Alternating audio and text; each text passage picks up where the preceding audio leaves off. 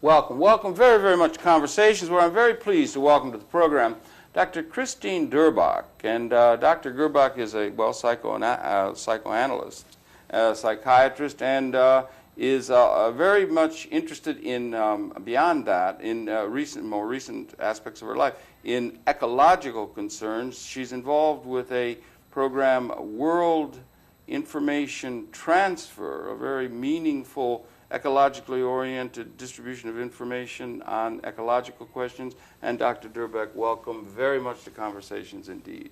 Thank you, Mr. Johnner. It's a pleasure to be here.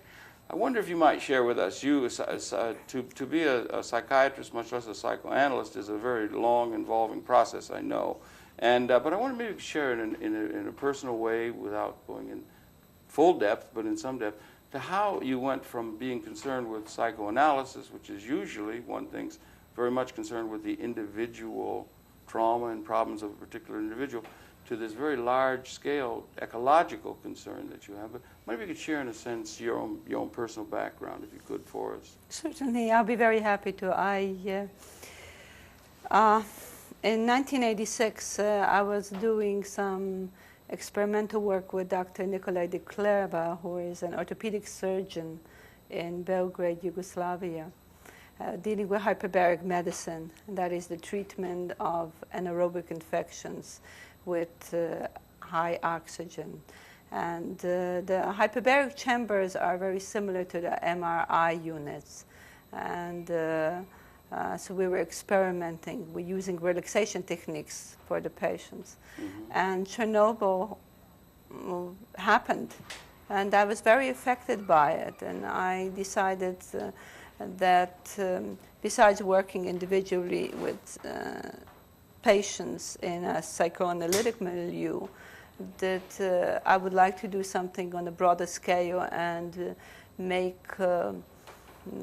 professionals aware of the ramification of environmental degradation and human health. I see, yeah, I see. And yeah, we didn't get a chance to mention in the introduction that you are also very involved, or have been involved with stress alleviation, particularly within the corporate community. So that work you're doing in Yugoslavia related to the human psychological stress involved with the stressful situations. And so you got a sense of that as far as Chernobyl is concerned. That's definitely correct. So you had good training for understanding what creates a sense of dis-ease, let's say, in the human psyche individually, and that it was affecting a great number of people. So yeah, that was a good grounding training to be concerned with the dis-ease that many feel collectively in terms of the ecological condition, right? That's true, and one of the difficult parts in broadening the scope of understanding the relationship between environmental degradation and human health is that most people really are not aware of it. It's almost like using denial on many, many levels. Just like people do not want to be aware of the nuclear threat, especially during the Cold War, mm-hmm. and people do not want to be aware of the symptomatology of various disasters, like the Oklahoma disaster that happened, or like the Holocaust, or like the hunger, Stalin-induced hunger. You can go on during this century, the many devastating effects. And in this case, I consider Chernobyl one of the devastating holocausts of this century. Yeah, and the depletion of the ozone layer, which the is depletion of the ozone layer, the global warming, the deterioration of our flora and fauna, mm-hmm. the oceans. But it's much easier for people to be concerned with saving the whales, which is very important in itself, rather than to be aware of the nuclear fallout affected millions of people. Yeah, and that was, in a certain sense, as I would suggest, that was, in a certain sense, what we call a wake-up call, or an alarm clock awakening us to the condition. One other analogy that is used, it seems to me, is the analogy of the frog in a pond of water, where if you put him in a boiling water, he'll jump out. If the water just heats up slowly, they'll just accommodate themselves. That's right. I presume human beings have the same problem in terms of understanding mounting, slowly mounting crisis situation that is growing. Very true, very true. And one of the problems with Chernobyl catastrophe is that people often think, well, it happened over there. But the problem is that the fallout affected not only Eastern Europe and parts of Western Europe, but it went all the way to Canada. And there were also some effects in one-cell animals dying in San Francisco. So it is of such magnitude. But as I said, there's so many factors that are affecting our health. And as you know, we have a great deal of increase in cancer and all various kind of diseases. And people do not want to be aware of the air that they are breathing might not be of the quality that is the best for them. Yeah, and you have a particular concern with that it triggered it in you, Yeah. Chernobyl, and it did, and many people, it did. It triggered Yes, it did. a notice, because that's the greatest disaster that we've had in terms of electric generating power systems based on the atomic process. You think it's ill-conceived? We did have Hiroshima, Nagasaki, Yes. all of the nuclear testings. We had thermonuclear testing in the Marshall Islands, Yes. where people were allowed to be downwind to test Yes.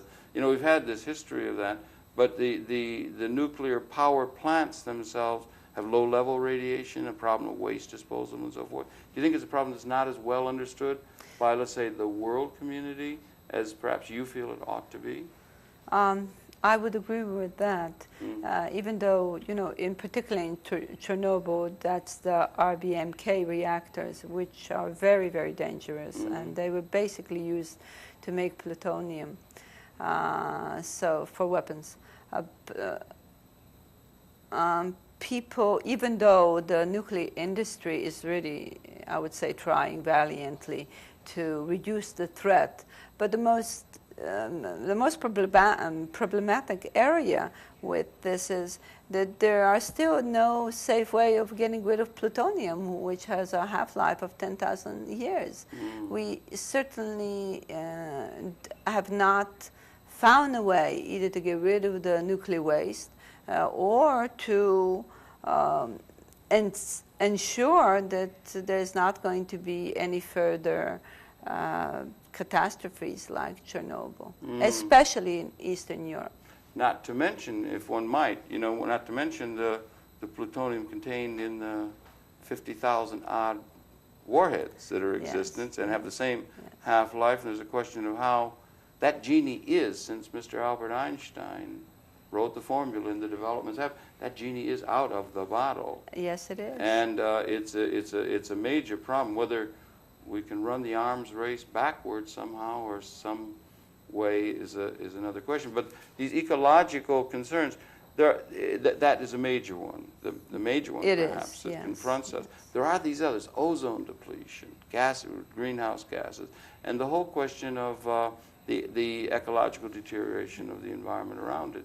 You're concerned with all of these. It was the Chernobyl, if I'm not mistaken. Yes. And also you're very concerned, and one thing we want to stress is in getting the best comprehensive understanding of the best minds that understand these things in a systems way and to distribute that information, because as in any field, there's a great deal of rumor and misinformation, and you want to get good information, hence world information transfer. Yes, we of started... a high quality, yes. Well, absolutely. I think that that's very important to have information that is factual. Yes.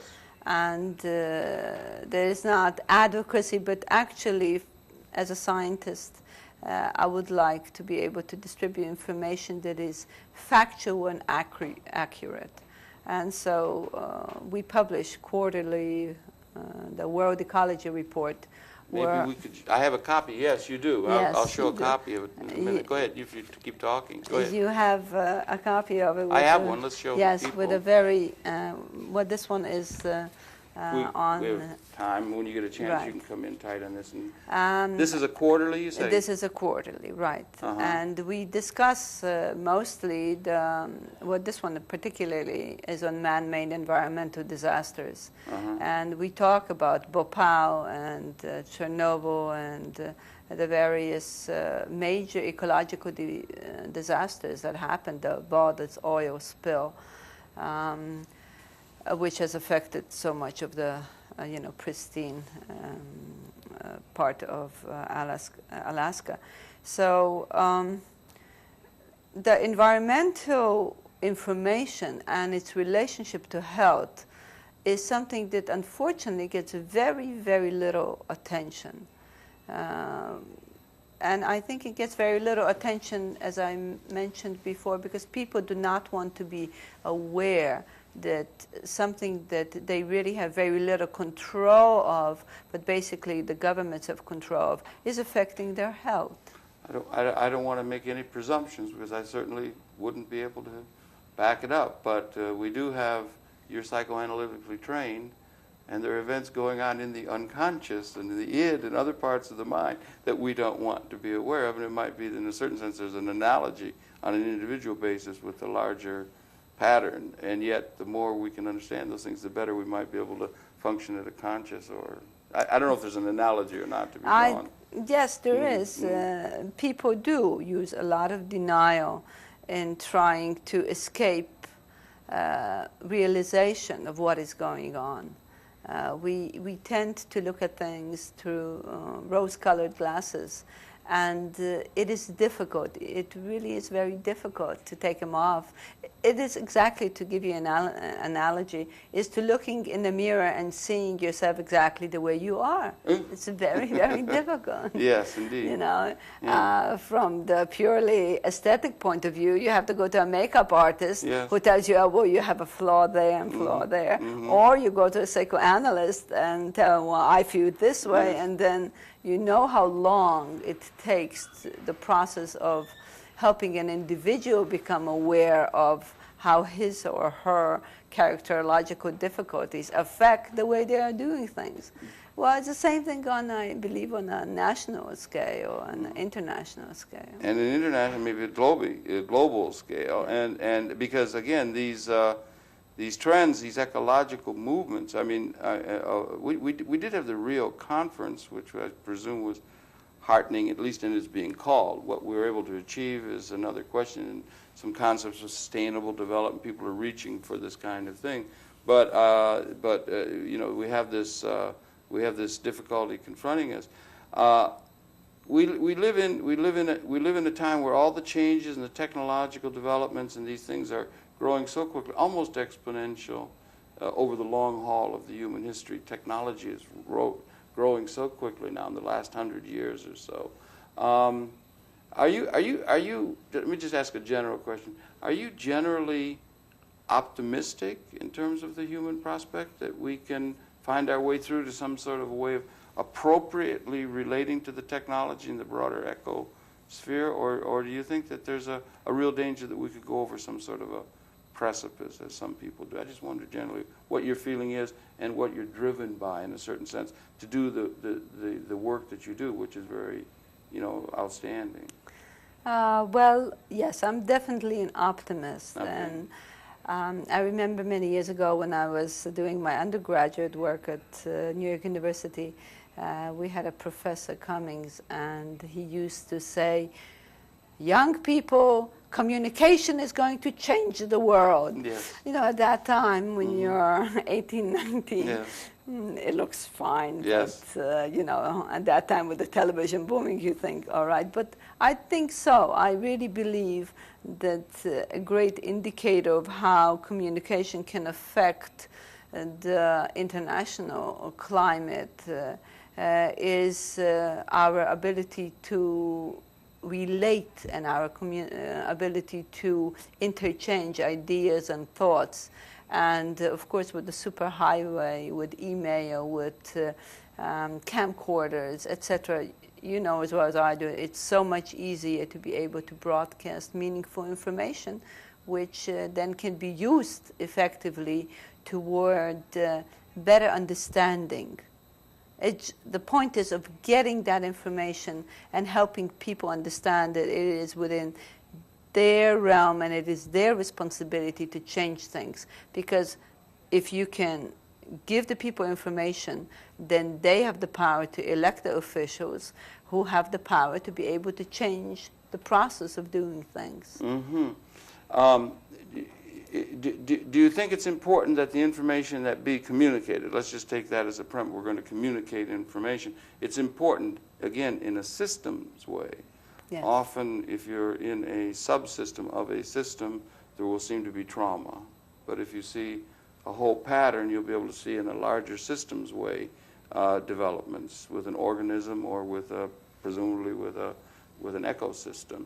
That there be comprehensive the most relevant information, the best information be made available? And is there a problem of there being a great deal of rumor, misinformation, tabloid kinds of considerations and so forth? And again, coming back to your world information transfer, you're trying to get the most responsible perception, if I'm correct, and the most comprehensively relevant systems understanding of this. It is important to find that. And do we have people, in your view, that are able to provide us with that information so we know well what to do in terms of trying to set policy as we begin to move ahead? Or do we still have to grasp to find policy and just even at the level of scientific understanding of what we need to know? I just wonder, you know.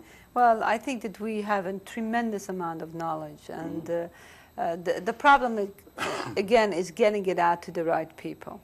And in 1992, I started an annual conference on health and environment, global partners for global solutions, which every year focuses on a different area of importance. And what we do, we gather, well, it's not only myself, it's Ambassador Alexander Borges-Olivier and Dr. Bernard Goldstein, who is the director of the Environmental Institute in New Jersey Medical School. We put on the program where we invite top experts in the field so that they can bring in their findings and discussions at the United Nations. It's held at the United Nations because I feel that that's a wonderful forum for getting a global systems out. And so this year it's going to be on June 8th and 9th, and it is co-sponsored this year by the government of Brazil. In the previous years, it was co-sponsored by the government of Malaysia, the government of Egypt, the government of Ukraine. What I try to do is go around the world. Yes, right. And we are going to be focusing on health in the metropolis. In other words, how does the health, how is health affected by the inner cities? Because we know in the inner cities the pollution is higher in some cases than the countryside. Of course, it depends where the countryside is. Yes, indeed, right, yeah. If you're around the Chernobyl area, you know. It isn't very healthy, yeah, right. So that is what we try to do every year. And this year it's a 2-day conference rather than 1-day conference. Oh, and next year, which is going to be the 10th year anniversary of Chernobyl, I'm hoping to have either a 2- or 3-day conference on that topic. Yeah, oh, that's very good that you're able to do that. And then the people come together.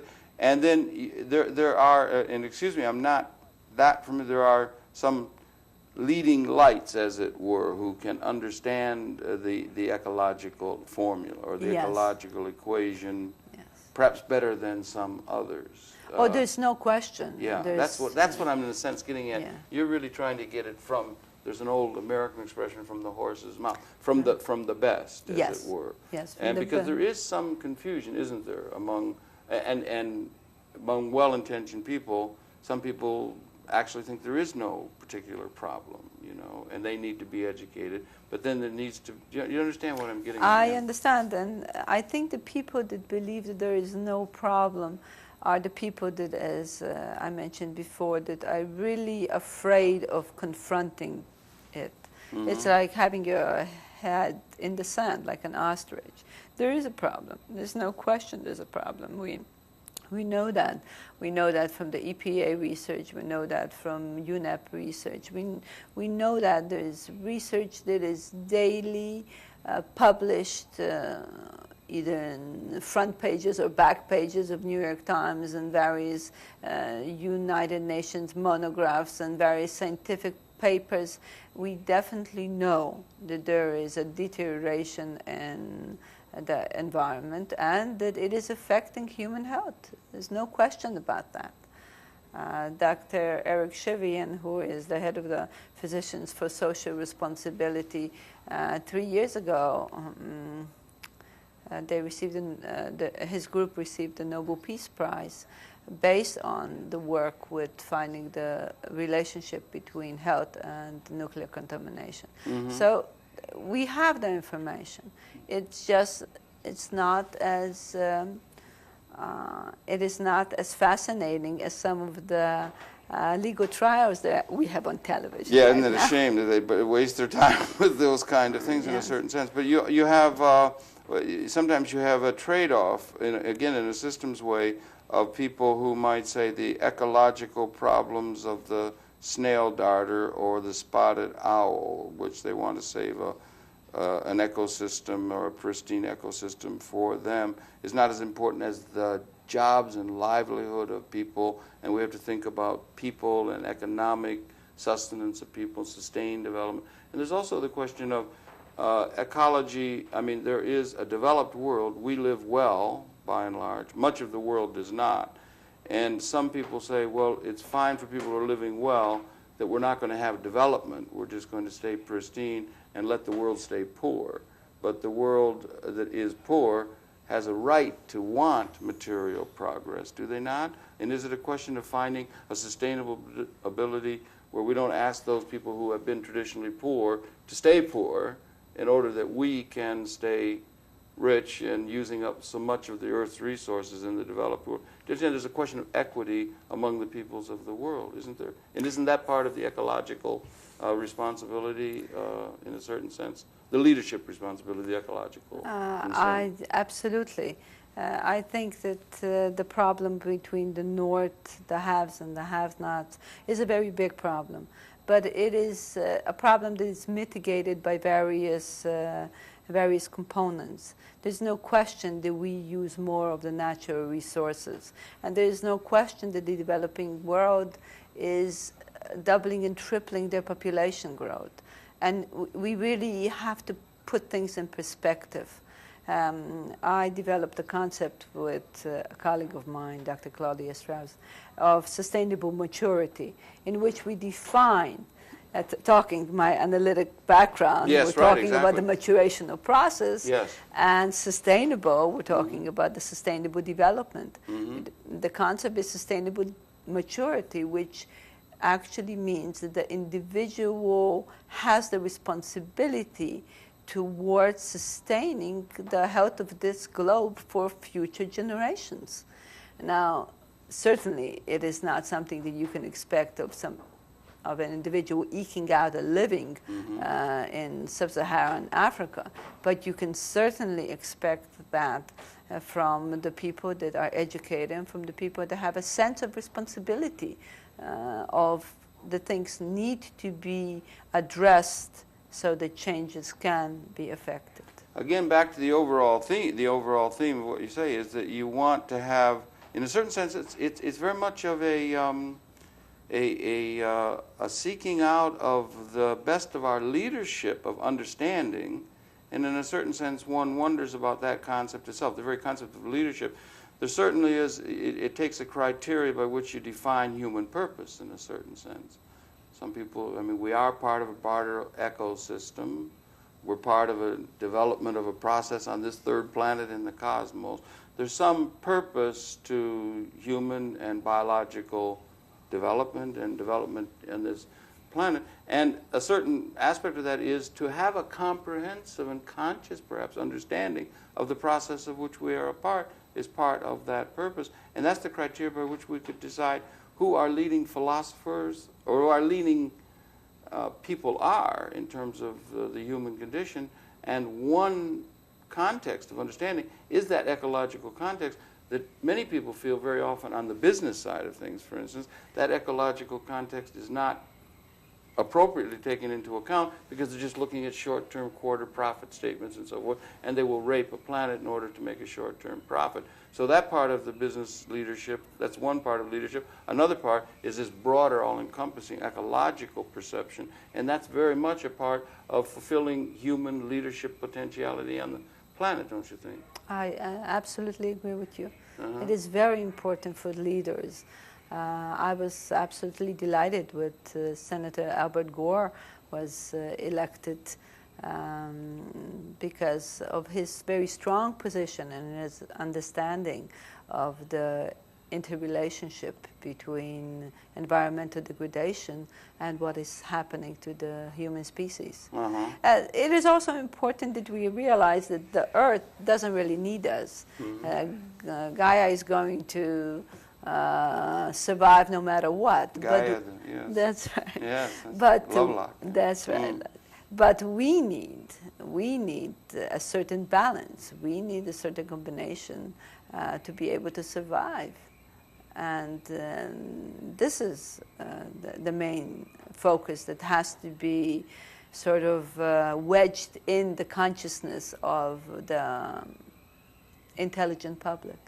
And in turn, one would hope, again, in an ecological or democratic sense. After all, Gaia says that we are an organism, and an organism is a whole system, and each of the cells of the organism are important, and they all need to be healthy in order to have an overall healthy organism. And certainly you're well aware of that as somebody psychoanalytically trained, That's that the whole system has to. If you have one cell that's doing very well, and it's running away, that's just called cancer. I mean, if it's not in touch with the rest of the organism. And this is just part of the beginning wisdom of that we all ought to be grasping as we understand, as we begin to move into this new era. New challenging time, isn't it? It's a new and challenging time right now as we sit and talk, and coming up to the end of the millennium with a tremendous destructive capability, both direct and perhaps more dangerously this slow building up of the degradation of the environment, fouling of our nest and so forth. But yet on the other hand, with the extended communications and understanding, there might be a new kind of liberating possibility that could be very exciting to you as a psychoanalytically inclined person, in terms of that could be applied not only to an individual but to the whole of the human species, perhaps. Or to, do you understand what I'm saying? It's a time of qualitative transformation, perhaps. Well, I definitely believe that we are capable of changing things and improving things if we are aware of it. It's well known that in order to have insight and to be able to change anything, you have to go through a process of awareness. So that awareness brings you the insight that you need to change a certain pattern of behavior. As a psychoanalyst, I work with that all the time.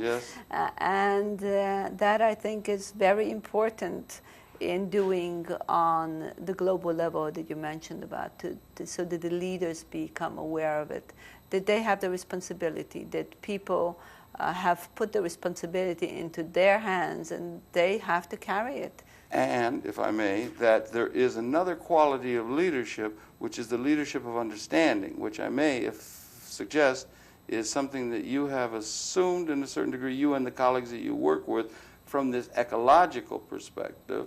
You've taken upon yourself to present, in a certain sense, a quality of leadership that is not perhaps often thought of in terms of immediate political control and business control and so forth, but it's a quality of leadership that greater people, resonate to, in a certain sense. This ecological definition of human purpose and leadership in terms of understanding that. And I just want to congratulate you and all your work. Wish you the very, very best with the conferences coming up in June, and happy to let people know about World Ecological Report and the organization World Information Transfer Incorporated that you've had a leadership role in establishing.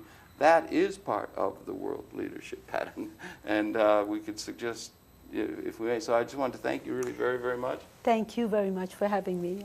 It's been delightful. It has been delightful talking with you, and it's been your pleasure then, I would say, in the audience to have the perceptions of Dr. Cristine Durbak. She's chair of the World Information Transfer Incorporated, and also they put out the World Ecological Report and sponsor these very interesting conferences at the UN, one of which is coming up this year in June 1999. Happy to be able to bring you those perceptions. Stay tuned. There'll be more coming up in the general topic area of world leadership patterns and how we might be able to help move spaceship Earth in the right direction momentarily. That's it for this program. Dr. Durbak, all the very, very best to you as you move into this information environment you're hoping to create. And thank you really very much for participating in conversations. Thank you. Please stay tuned. We'll be coming right back. Thank you.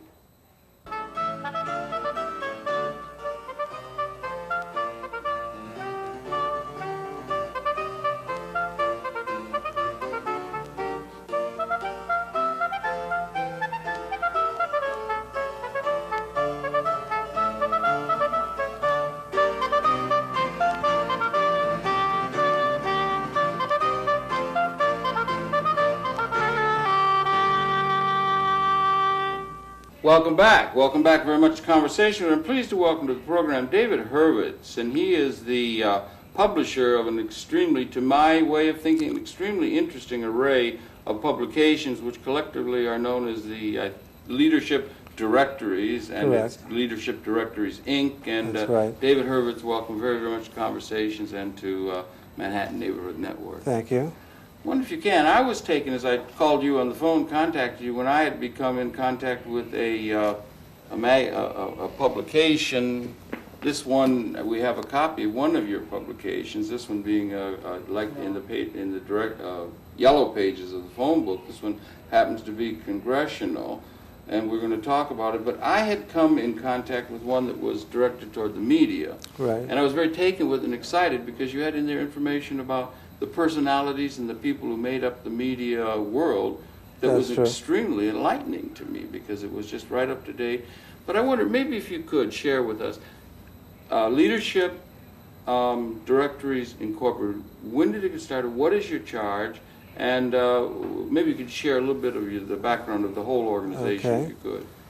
We were founded about 20 years ago by two men, Donald Petrie and Robert Townsend, and the company was started in Washington, D.C., with the Congressional Yellow Book, which is a directory of Congress, the elected representatives and their staffs, the makeup of the committees and the committee staffs.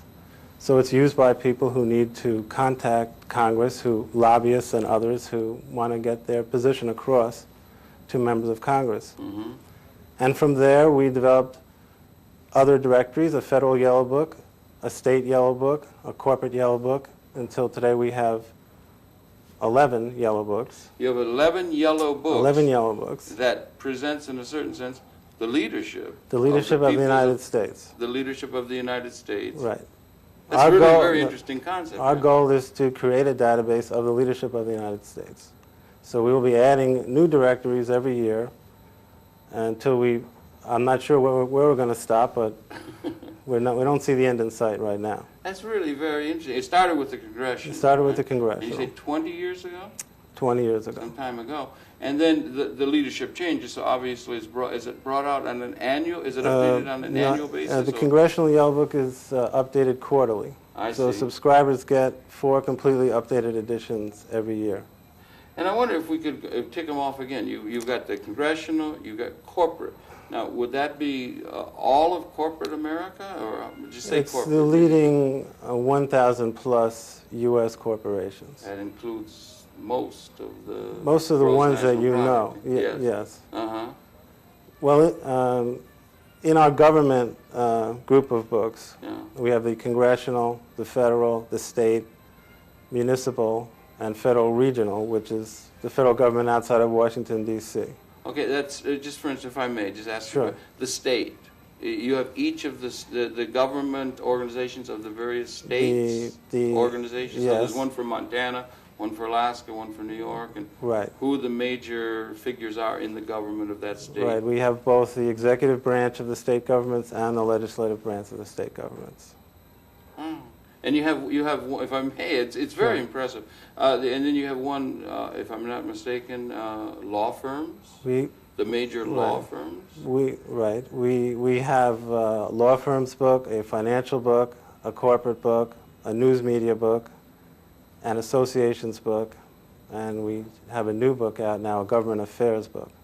It's really very interesting in a certain sense, and it's brought right up to date. So the vice president of purchasing or the vice president of decision making on programming on a news network or something, the name might change from quarter to quarter, and you would bring this all up to date, and it's up to date.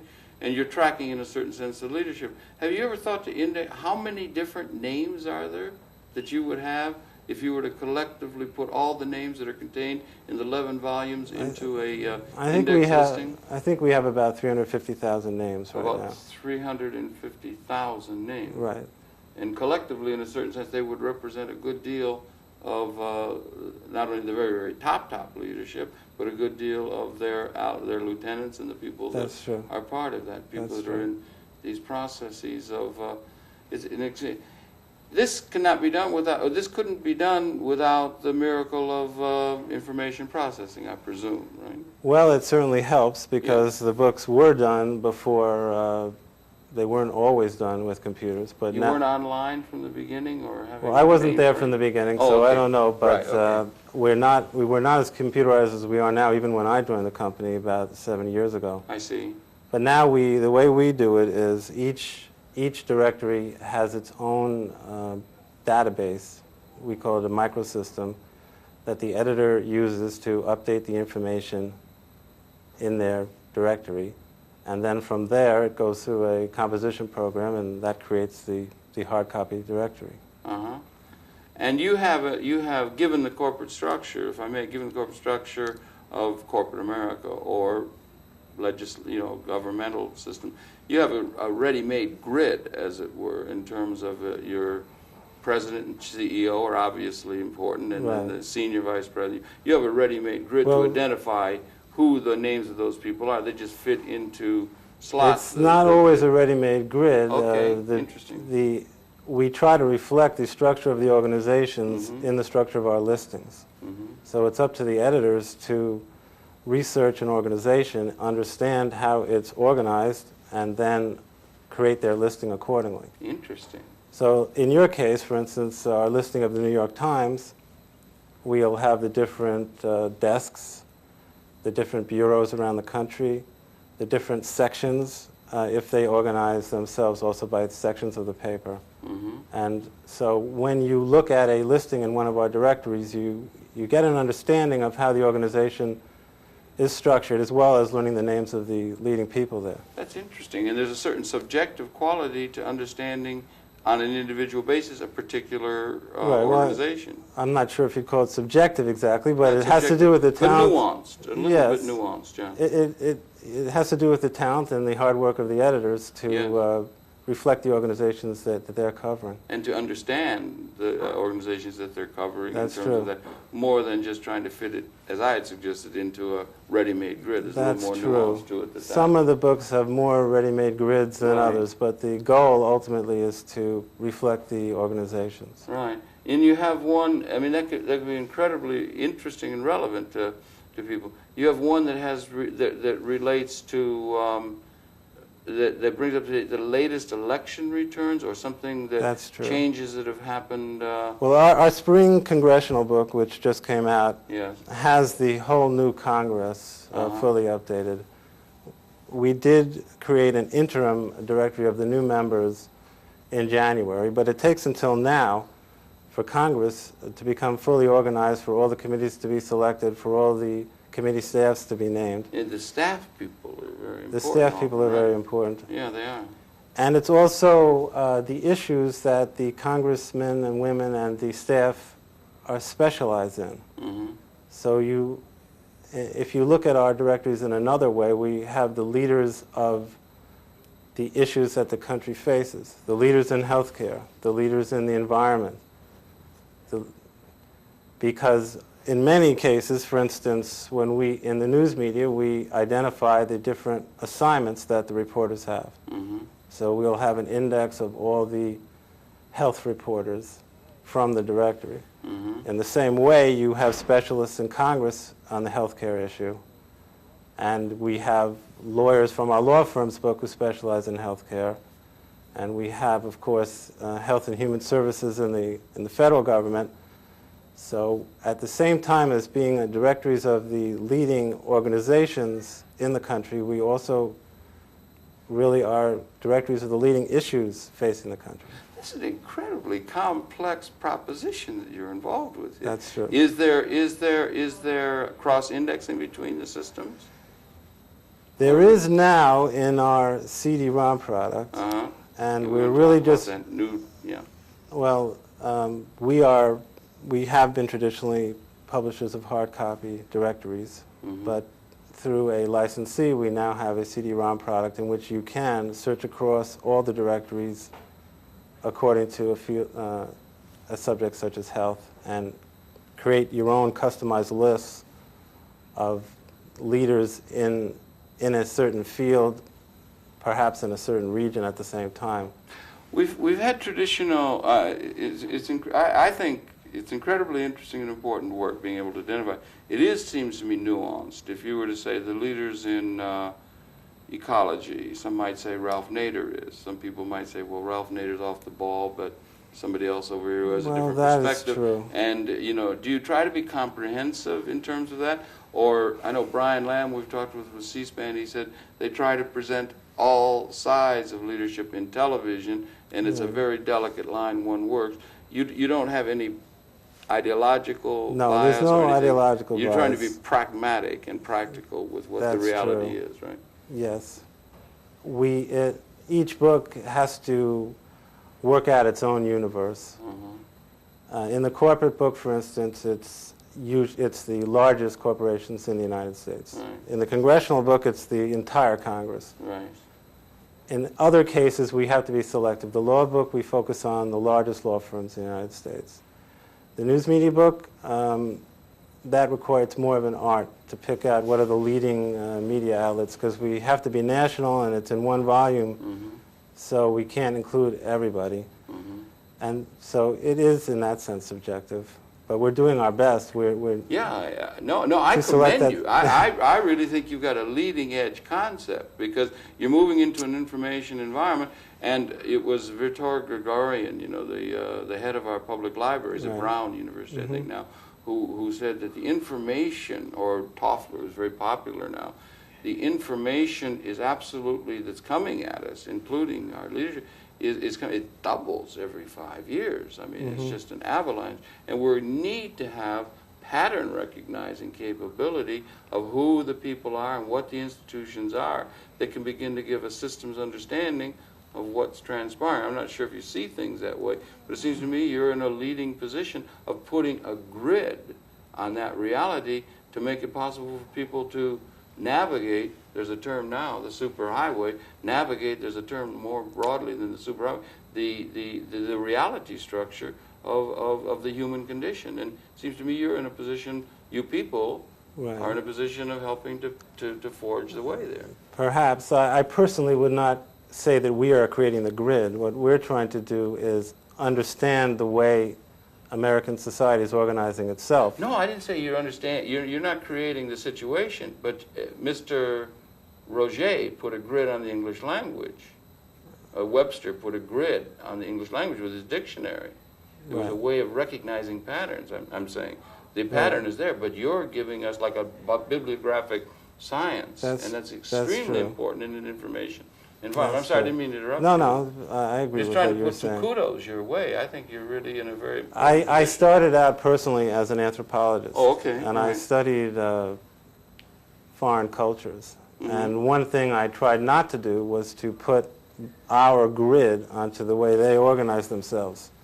The idea was to understand them in their own terms Mhm. and communicate that. Mhm.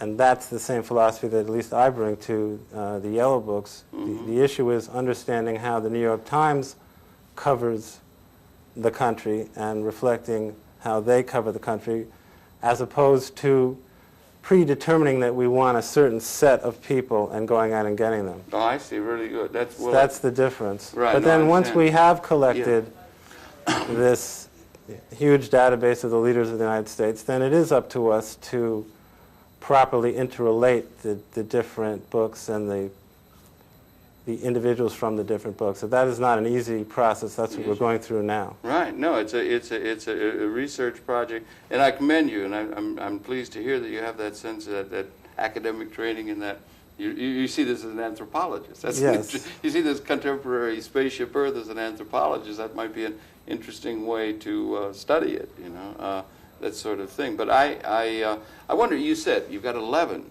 already, right? Concept. Right. How many of you are there, if I may ask? That In the are involved company? Yeah, and particularly on this editorial side and the research and, you know, I mean, I don't mean to Right. The pry company or has, no, anything. you're not prying. Yeah. We're fully open. Yeah. The company has about 60 people working there. Each book has its own editor, and people and assistant editors, maybe 1, 2, or 3 assistant editors per book, depending on the complexity of updating it. And really, we can talk about information all we want. The key is to have accurate information. Exactly right. So we put our number one emphasis on the quality of the data, and we have very good people who work very hard to research these listings. We never publish a book without having contacted every organization in the directory and verified the information that we have. At the organization, not the individual level. At the organization level primarily, Yeah. but also we cross-cut that with contacting certain individuals also. Boy, I tell you, it sounds to me like you're doing something like rivaling the Library of Congress, or in a certain sense, doing it. In a sense, it's that kind of thing. You said you have, I commend you, you must have a great many people with academic training, and do you have, does bibliograph or editorial training? What kind of people are they? Anthropologists? I know, I was told. Good discipline, you know? No. Systems analysis, or? No. I was told that initially many of our editors came out of the Peace Corps. Uh-huh, interesting. And I think we do have a tradition of hiring and employing talented people of whatever background they happen to be. So, but I think I might be the only anthropologist. The only anthropologist. I know I'm the only anthropologist, but we have comparative literature. We have people from all kinds of backgrounds. Now, you're as we tick them off, and of course we don't. You know, there's 11, and the corporate law, the government, and so forth. They tend to be people that are in the business and or government. I don't know, part of our society. Can you envision this? There are other aspects of leadership. Leadership, after all, is defined by the criteria by which you say somebody is a leader. Right. They're a leader in economic terms in the business sense, or in power terms by the governmental sense. That's one sense. There are others. There's philosophical leadership. Right. There's artistic leadership. There's other kind. There's anthropological research leadership. Yes. There's scholastic leadership. This sort of thing.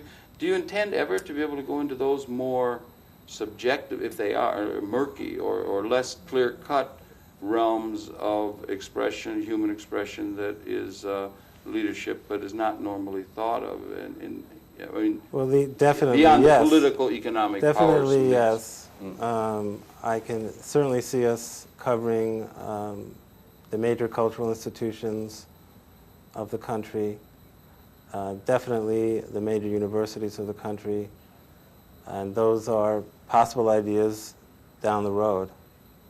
So we do envision ultimately a well-rounded database covering all aspects of the leadership of the United States. All right, all aspects of including some of these other areas that are not. Well, part of the not political leadership in economy anthropology. Not leadership in anthropology. No. That would be too narrow. But It would, but if we have, if I may, and we're here in dialogue here, if we were to have a publication marquee, Who's Who in America, which has been a publication that has tried to identify in their light, by their lights, the leadership of America, they have Well, Margaret Mead was in there, Right. and Ashley Montague and others. They If didn't Margaret stick Mead- only to. that's true. You understand what I'm saying? Yes. And that was part of the American leadership. If you say it's American leadership, but you're That's not going to true. have the leading anthropologist, something's Well- being left out, isn't it? Or not? If Margaret Mead was on the board of one of our corporations, she would be in the book that way. Or if she was, one of the people running, well, in her case, I think she was the American Museum of Natural History. Right. We will, if and when we do our cultural institutions type directory, we would include people from the Museum of Natural History. We get at leadership through leading organizations, I yes, see. through leading institutions. All right. Well, that's all right. That in, and I'm not saying that in and of itself is fine. Right. And that's an incredibly important role. Is there anyone else that's doing this on the scale? We or don't in the way think that you- so. We don't think so. I mean, it's We don't think I'm so. sorry, I think it's one of the most important things going on in our society now that you're keeping this thing together, and there's not somebody else. I'm sorry. Well, there is competition in directories of Congress and other aspects of government. There's other competition in the corporate world. There's famous law directories, different from ours, but I think we're the only ones who view it as the leadership of the United States as opposed to these independent directories in specialized fields. Yeah, and you are reaching then toward this systems or broader thing where Definitely. you could have stuck to Congress, but you've We decided could have stuck to branch out. Congress, but we Yeah. branched out. Do you see any parallel at all between you and what Brian Lamb's tried to do with C-SPAN, where they've done that in the electronic media? I suppose there isn't really a thing. We should say, maybe I could say in your own behalf Sure. in a certain sense, this not only gives the names, but gives telephone numbers, up-to-date Right. telephone numbers. If they've changed their extension, it's in there in the That's last true. quarter and so That's forth. true. So you know exactly how to get through to these people. It's very That's true. pragmatic and practically oriented. If you need to do business in the United States of all different kinds, you'll need to know people and know how to reach people, and that is essentially what people use our directories for. Right. These go to libraries? Do Yes. they? Do they go? Do libraries like just at the local university level or something? Are they Yes. tending to subscribe to these in the sense of beyond just one? Do they sometimes get all 11? Or do they? Yes. Is it becoming a major research? I think so. I know. You'd You have can a sense find of them at the New sales York or Public Library, Right. at the Research Library, 42nd Street. It's, Yeah, it's sure. always nice to go up there, and It is. you can see the yellow books a mile away on the Yeah. shelf. It's a good color. It stands out. It's a good color. Yeah. So yes. Have you ever thought about, and I know you've got your hands full, I'm sure, doing this, you bring it right up to date, almost online, because you've got these computer capabilities. Somebody changes. Is there anybody who subscribes online in a computer sense? You mentioned CD-ROM. There's a possibility of being online, so that if there was a change tomorrow, that would already be picked up on or something, or do you understand? Rather than on a we quarterly will be basis. online, and we'll be on the Westlaw online service. But I don't think in the beginning you'll have daily changes. But that will come, I'm sure. It's complicated. Surely. You can't research the whole database every day. But we will be as current as possible once we do go online. It is amazing the abilities that the computers are giving us now to be able to scan information. And That's true. In our case, really, the bottom line is the editors and assistant editors Right. making the calls and doing the research required to get the accurate information. And of course, the computer is a great tool to organize that and keep track of people. But if you want to know the core heart of what we're doing, it's editors on the phone, editors with faxes, with mail, following the news, making sure they know what's happening in their field.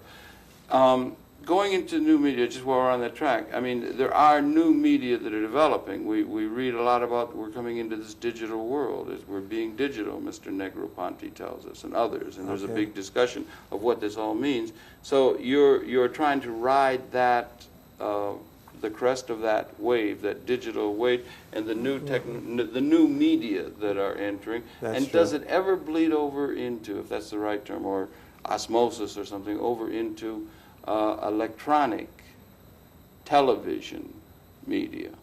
or CD-ROM, for, you know, to where this quality of leadership could be shared with greater numbers of the citizenry. I mentioned Brian Lamb with the C-SPAN, or you know, do you understand what I'm saying? I think I understand what you're saying. Can you see there would be a crossover point between a print-oriented or a alphabetized-oriented and an electronic-oriented sort of presentation of leadership? Ultimately, there's a great deal of information here that people would be interested in, just in a general news sense.